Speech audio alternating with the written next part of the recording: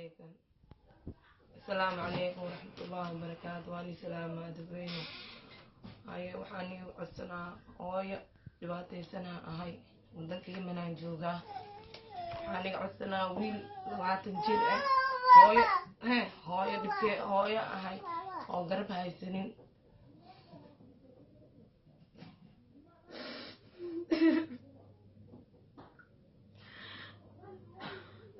هاي قرب هاي سنين أنا هاي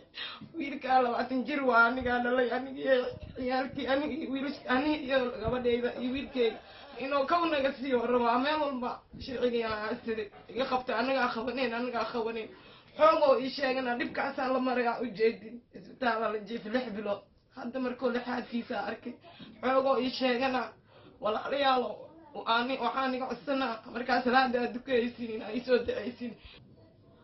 maal marari waxaan iga codsanaa markaas salaada aad dukanaysiin waxaan u baahanahay mala duca u baahanahay ii soo daceeya ilaahay inoo soo hadeeyo mar walba gurigayga maanta 12 ber waa gurigayga ma seexdo ma hargalo taasaa wareey intaan yar oo dhaha kawaanka siiya wiilka waa wada fadda cunugta abartan iyo 2 bil ay jirtaa ma waa arki kari kawaanka siinaa oo ku jira dibkaasaan la mari waan isuga walaalayaalo dad muslim hadaatiin hadaa salaada aad dukanaysiin waqti walba isoo dacay gacan cadaawan ku jira meel guri walba walba guri oo igu soo weerar ka waan ka siinaa inuu xashiish isku soo daldal wuxuu caawa ma sheegi kari xunugi mindi oo ii wata mar waxa bambo ii wata waakay walaalay taas aniga codsana inta walaalay Soomaali muslimiinta kulligiin intaas aniga codsana wadan walba wadanka joogtiin aniga wadanka Yemen aan jooga magaceygana Faaduma Cismaan Xasan aan Faaduma banaana ku magac dheerahay basaatiin degana xaafada Baaxareesh dadka dhan way okiin ninka cunugan inoo dhibaato walba la maray hadda naftoo ii keenay hadda wuxuu raadinaa inuu kawiga siiyo